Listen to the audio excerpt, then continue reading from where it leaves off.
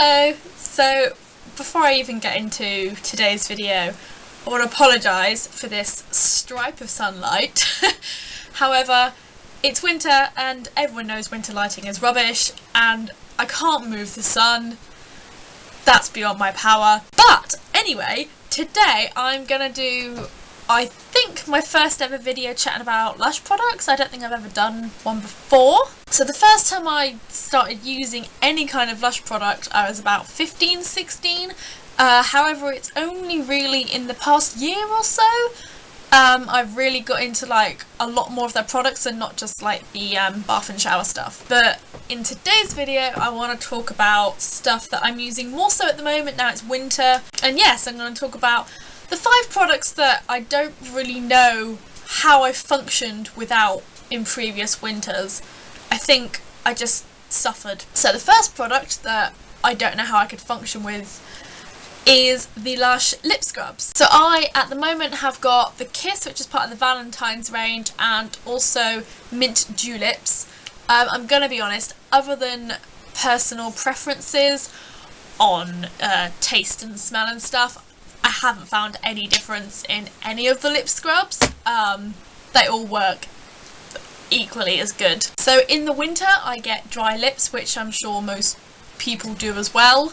And until I started using these, I never ever actually found a product that worked and actually kept my lips moisturised, rather than just moisturising them and then like an hour later having to need to use more of the lip balm because they'd dried out again. Whereas these, I use it first thing in the morning and then in the evening and my lips are all good to go. So brilliant product, would recommend a million times, and it leaves your lips feeling really super soft. Oh, and both the lip scrubs that I have here are vegan. I think the only lip scrub that isn't vegan is the honey one, I think, off the top of my head, don't quote me on that. So the next product I've only actually been using for about 2 months or so now, and that is the Helping Hands hand cream. Basically it is hand cream, hand moisturiser, whatever you want to call it, for your hands. So actually until this winter I never used any kind of hand cream and moisturiser on my hands because I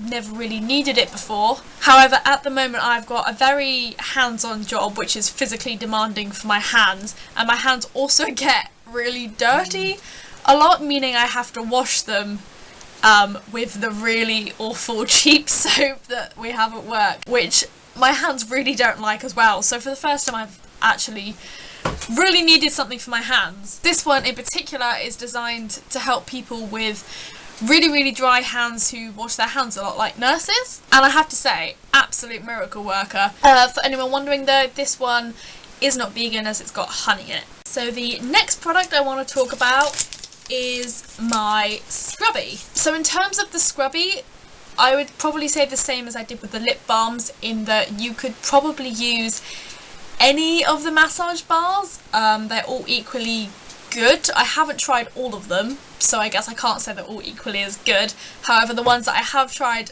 they're all equally as good.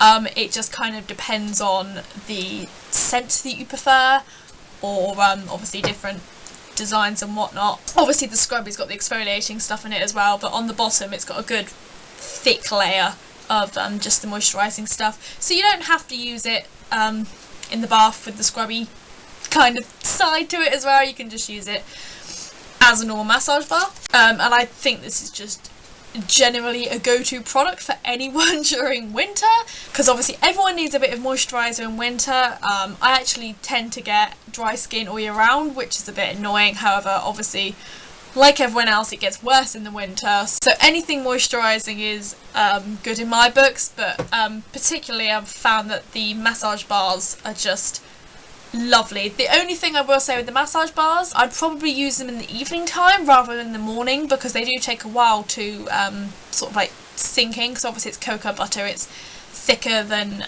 just like normal moisturiser cream. So I tend to use them in the evening, put my pyjamas on, go to bed, and then when the morning comes around my skin is lovely, soft and moisturised. So the next product that I want to mention, again I would say like the scrubby, I use all year round. However, I end up probably using them a lot more often in the winter, and that is the Comforter Bubble Bar. And yes, this is snapped in half. It usually obviously has a second half, but for the sake of a YouTube video I'm not going to buy a new one because I just can't be bothered. But I mean, you know what it looks like, that, but the same on the other side. So I imagine, like most other that's in my mouth. So like most other people, I imagine I tend to have more baths in the winter. A, because they're just nice, but B, because they're warm.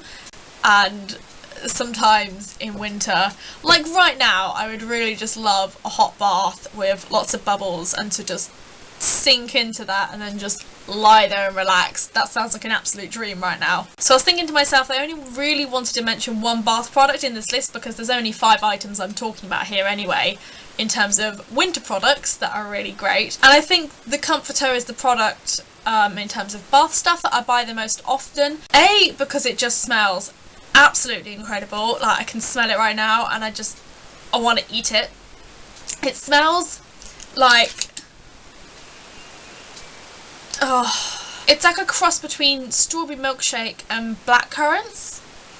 It's, oh my gosh, it's amazing. Not only does it smell amazing, but it makes an insane amount of bubbles, and of course the size of it is really good because obviously Lush products generally are not cheap, and with the Comforter I can get a good 6 baths out of that, and it's £5 something or other to buy in the shops, so that's like less than £1 per bath, whereas if you buy other bubble bars you can usually only get about 2 out of them, or obviously bath bombs you can pay up to like, I don't know, 5-6 quid for and you only get 1 bath out of that. And I like to have a lot of baths this time of year, so Comforter, number 1 product there. And so product number 5 is the Mask of Magnanimity Face and Body Mask.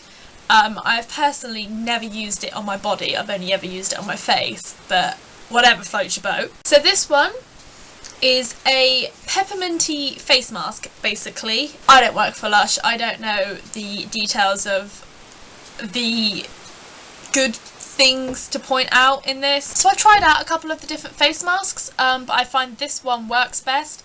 It just leaves my face feeling refreshed, and it gives it a bit of a glow, you know, like a healthy glow. And I have combination skin on my face, which is really annoying. So on my cheeks it's dry, but then I have an oily T-zone. The description on the website for this one said it was good for oily skin, so I was like, that's the biggest part of my face, I guess, I'll give it a go. But it actually has done wonders on my cheeks as well. Oh, the sun is back out again. Oh, that's in my face now. So I think that's a sign that I need to wrap this up because, oh, I'm going to go blind in one eye. Thank you for listening.